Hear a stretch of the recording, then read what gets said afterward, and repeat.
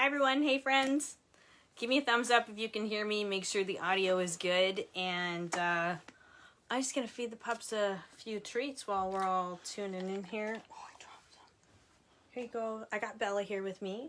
Bella is from Turtle Mountain. I have had her for 2.5 years now. And her story is coming up in a couple of weeks. I've got Bella's story in here. And this is Kona, my Franken poodle. And I've, openly talked about this many times that, I had bought dogs growing up. We had a purebred Samoyed, a Siberian Husky. Sort of bought dogs were all I knew. The word mutt to me meant kind of, a stray dog on the street. I had no idea, when I was growing up that rescue and adoption was the compassionate thing to do. And so that, Kona is officially my last bought dog. I will love her until the day she dies, even though she's the most mental dog I've ever had, for sure. But anyway, welcome to Ladies' Night. Ladies' Night started so that we could give the guys a break. But I want to do a quick shout out and thank you to all the ladies behind the scenes.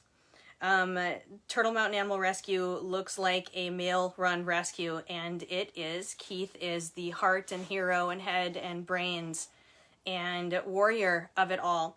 Behind the scenes is all women, 99% women. We've got the intake team, the team on the ground that, assists at the rescue and the kennels. We've got all the foster homes. We've got the foster coordination team, the supply team, the transport team, the Facebook team, media, merchandise, events, and it goes on and on and on and on and on. And you might only see my face, but give a shout out to all the women behind the scenes at Turtle Mountain Animal Rescue that make it all go round and make it all a well-oiled machine. Keith said, I'm the guy who picks up poop. And clearly he's not just the guy who does that, but the ladies behind the scenes that don't get credit deserve a world of credit for all the animals that they save. Brenda's not here with me tonight. She's on her way to Texas to do a rescue, so safe travels to Brenda.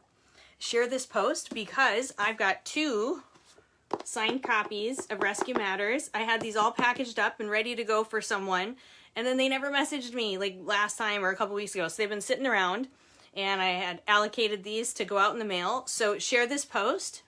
Team will go through whoever shares it in the next 24 hours, and we'll pick a couple of winners for Rescue Matters. So here we go. Tonight would be slotted for chapter 15. And if there was a night that I wasn't looking forward to, it might have been tonight. Here's what I'm going to say about chapter 15 for those of you who have the book and are following along and are sort of expecting that, or those of you that are new to it. Man, we've made a lot of mistakes in rescue, and I've made a lot of mistakes in rescue and in life. And some things are just better left unsaid. Some things are better left dead. And I'm going to leave chapter 15 unsaid for right now. And so I'm skipping over 15 tonight. I'm going to read you the story after, which is Arias' story. And then you and I are going to talk about chapter 16, which is really interesting.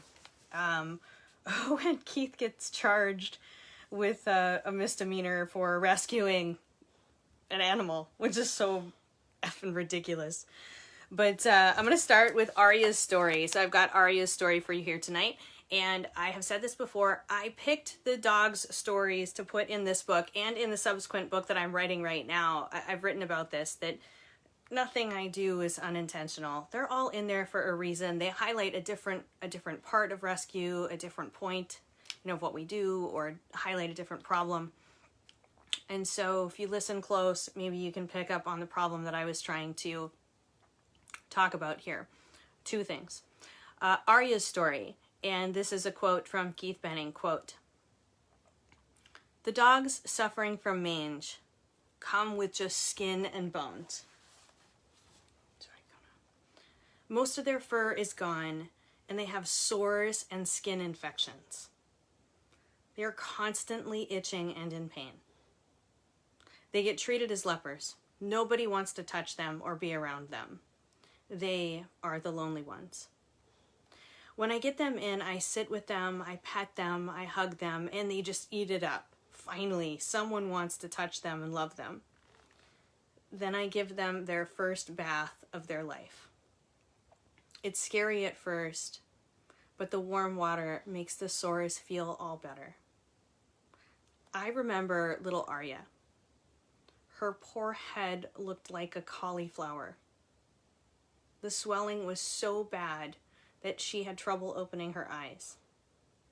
Her whole head was hot, but just melted into my hands as she let out a little sigh of relief. These are the ones that have kept me going. These moments where you get to ease the suffering of another living being. You get to take away their pain, even if it's just for a little while. The beard mange and body mange from hugging sessions are always worth it, even at 3 a.m. I'm trying to figure out how such an evil little bug came into existence. I always hope for follow-up pictures of these ones. I don't get a lot, but sometimes when I do, it's such a great feeling to see them doing so well. Aria, end quote. And so those were Keith's words. And as you can tell, he still, loves the little mange pups. And there's quite a few of them that come in. I don't know if you guys have been following us for a while. Remember a year ago on Christmas Eve, we took in Eve. Give a shout out or a thumbs up if you remember Eve. I know a lot of you started following because of Eve. And Mandy, our video gal, is doing a little surprise for you guys on Christmas Eve about Eve. But remember Annie? Wonderful woman painted this of Annie, and these are available on our website. But God, we've gotten in so many adorable mange pups. Oh, here's another little thing. There you go. Yeah, we trade. And so my experience with mange is limited, and my experience is that it stinks. It smells like rotting flesh, and that flesh smell is so pungent and what I would imagine that a dead body smells like. Thank God I don't know. It's just so heartbreaking. Aria was found by Andy Labrador, a judge and respected elder in the community. I reached out to Andy and asked him to tell me about the night he found Aria. Quote, "When we found her, it was dark. I was worried she would die. I called you guys right away. We get dogs dropped off near our house often. It must be our location, north of the dump ground. People can be so cruel, abandoning dogs like that. We've taken in a few." End quote. Andy and his family have acted as independent rescuers for many dogs. They have reached out to TMAR on many occasions when they have taken in dogs like Aria.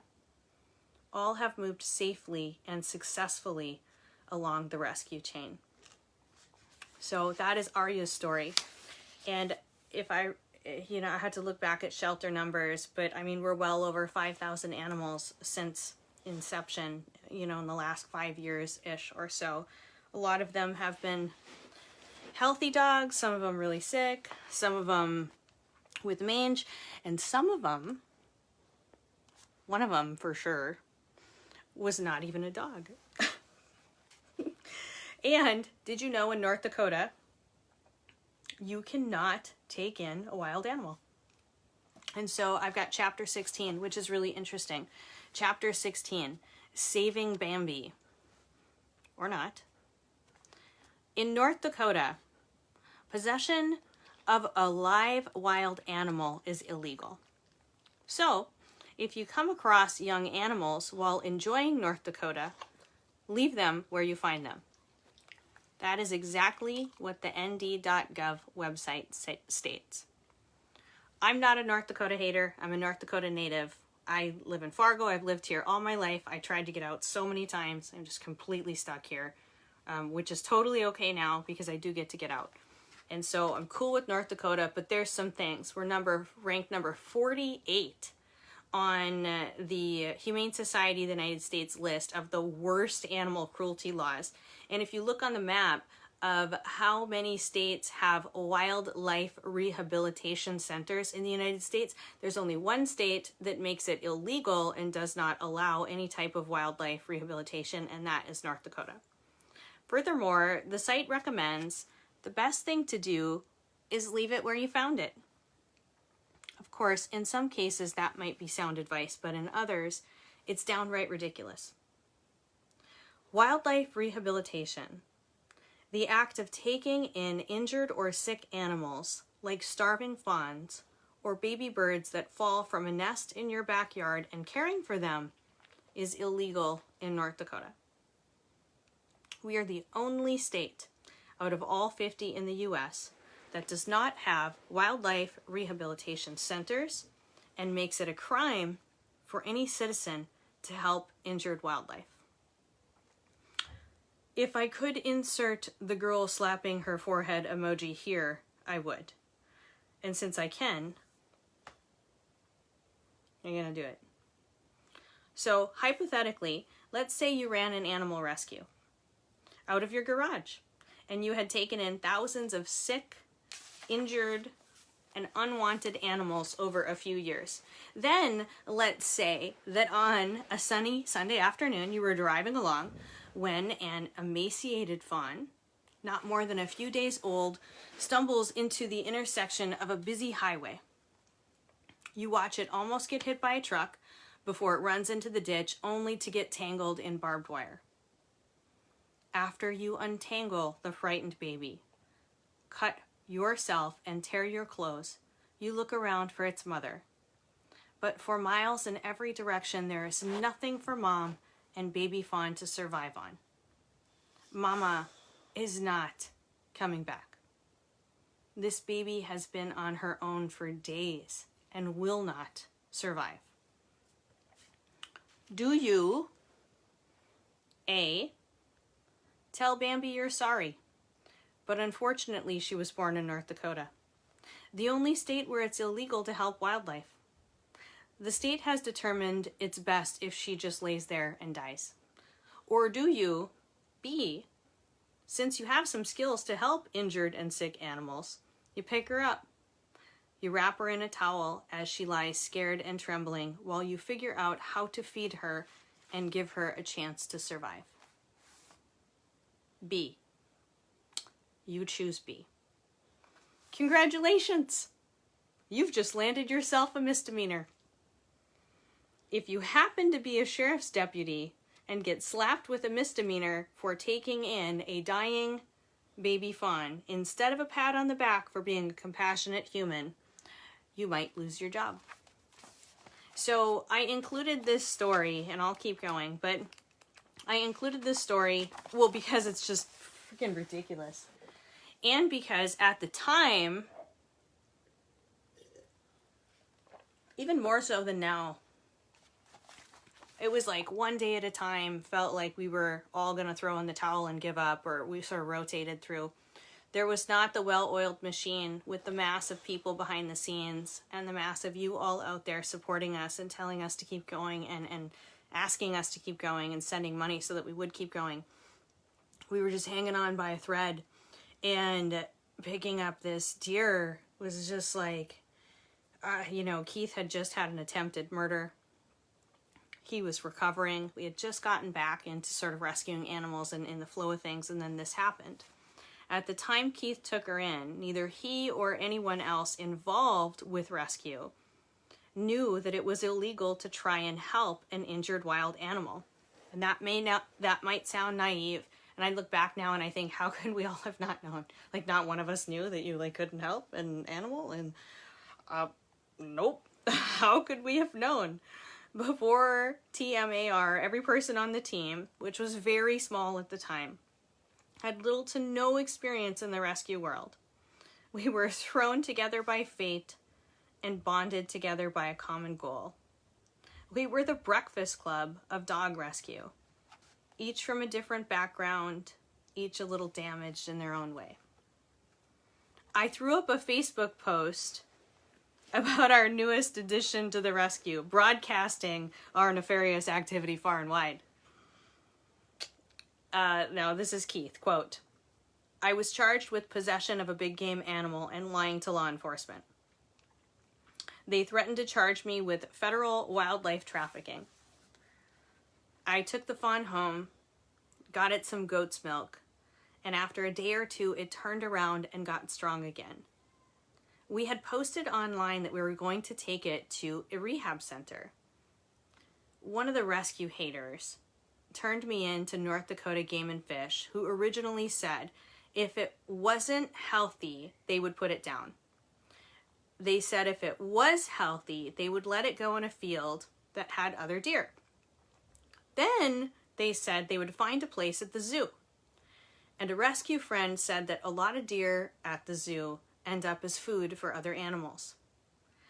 And I don't know if that's true or not, but I didn't want to take the chance. I never trusted what they were going to do as their stories kept changing." Good girl. They, Fish and Game, came to my house.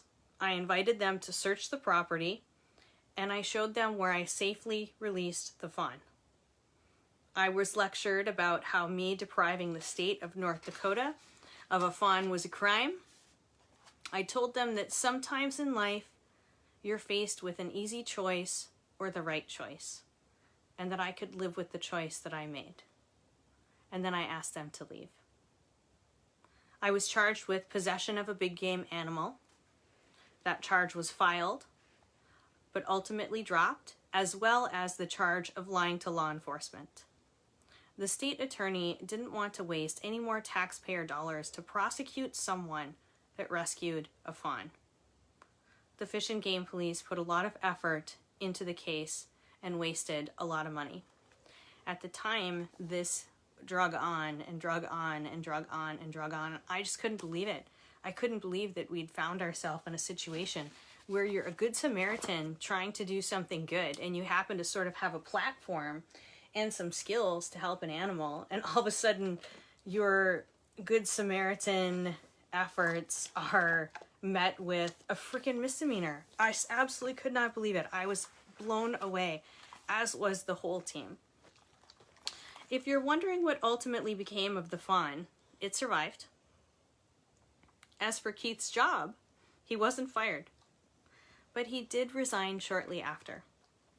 Not due to the Game and Fish debacle, but for reasons that had to do with safety.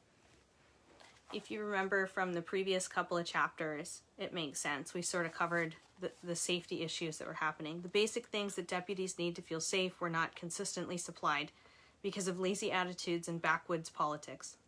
It was common to have expired bulletproof vests, radios that didn't work properly, and be missing supplies that were necessary to do the job safely. Keith Benning, quote, "I had a foot pursuit with a guy who was on meth, bath salts, whiskey, and Dilaudid. He was totally out of it, and obviously an IV user. He had blood all over him. I didn't find out until later that he had a terrible case of MRSA. The safest thing would have been to tase him, but I knew that if I did, it would be a month before I got a replacement taser cartridge. So I had to take him down by hand. When I got back, there were no drug test kits, no evidence tubes, no evidence tape or boxes. I just got tired of the mess. During an incident last fall, there was a scuffle and I called 13 times for dispatch with no response. I've never had a problem with the inherent risks of being a cop, but I did have a problem with the odds being unnecessarily stacked against me." End quote. I just have a little bit left and then I'm done with this chapter. But I've seen a lot of comments, not necessarily tonight, but sort of all over the place through the months. Cheers to Ladies' Night, that have asked, something about a sheriff. Is he still a deputy? Keith's not a sheriff. He's a sheriff's deputy. He was a full-time sheriff's deputy when he moved to the area. When I met him, he was working as a full-time sheriff's deputy. He started the rescue working full-time out of his home on the side. When all of this happened, it was for obvious reasons why he left, you know, where he was. And the rescue did not employ him right away. We didn't have money. There was no, you can't hire this guy. I mean, he's rescuing animals out of his home 24 hours a day. Of course, like, we should pay him, right? Who's we? Like, us four and him? And like, what, our like 500 friends? And there was no money to pay him. But as the rescue grew, eventually we were able to give Keith a salary of a few peanuts per hour, which is still what he makes today. And even if you try to give Keith a raise today, he won't take it. He's not in this for the money, obviously. Never was, and at this point, of course, never will be. It's not about that. He did take a job as part-time sheriff's deputy again. It's very part-time. I think just to escape the animal garage for a little while and get out of the house. It's sort of like that new car commercial out there where the mom goes back in the driveway and sits in the car after she walks in the house and sees the kids and the dogs are all there having a party and making a mess. Sort of like that, I think, yeah. The residents of Rolette County poured their hearts out to Keith in the comment section of a Facebook post that he posted announcing that he'd resigned. It was clear that he was loved, admired, and respected. For those that had gotten to know him, they felt safe around him. The residents lost a fair man and a great protector. A sad day for an area that can be plagued with hardship and injustice. Just 2 months later, Belcourt lost another one of their own. Tragedy rocked the nation when headlines from North Dakota appeared around the globe. It was one of the most brutal crimes of the century. And that is the end of chapter 16. Chapter 17 is Tragedy Rocks a Nation, the most brutal crime of the century. I was thinking of reading this to you tonight. I did sort of prepare a little bit, but I'm not sure what time it is. I think I'm going to leave it because I want to chat when we do that one. I'd like to chat about violence against women and you know, why am I writing about violence against women in an animal rescue book? But if you've read it or you've been, you know, with us or been with me for a while, it's the totality of the story that makes sense. That, you know, where people are suffering, animals are suffering. Where people are really suffering, animals are suffering. Where women are oppressed, women are suffering, animals are suffering. There's so many, you know, interrelated issues here that I'm not qualified to speak about, but understand and feel in my heart, and wanted to include that makes sense in the bigger scope of what we were doing. So we're going to do that chapter in 2 weeks from now.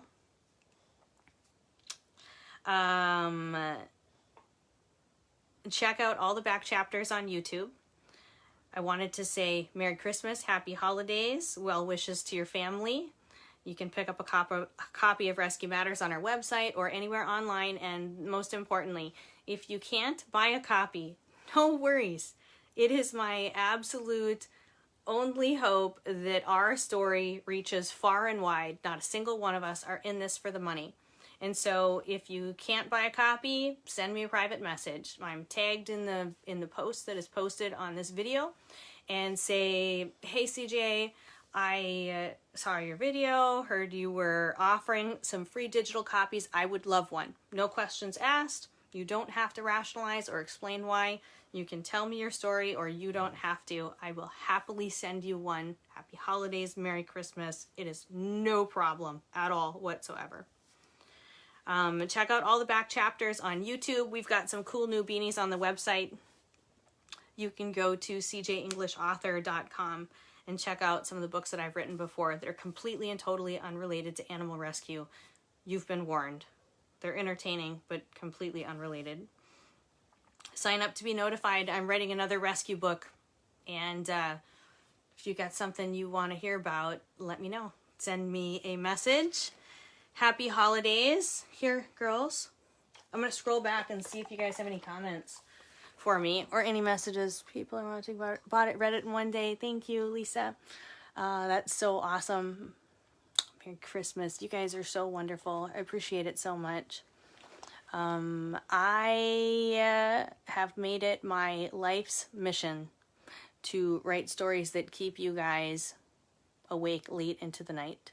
Yes, we need to talk about violence against women. I think that we do too. I saw a really, really good TED Talk on this recently, and my daughter, who's 20 and in college, is going to school for women and gender studies, and she and I chatted about it together, and it was, I can send it to you if you private message me. It was super, super good. Violence against women. Why don't we call it, why do men rape women? It was the way in which we framed the conversation. It was super good, super insightful. I would love to chat about that with you, Erin, for sure.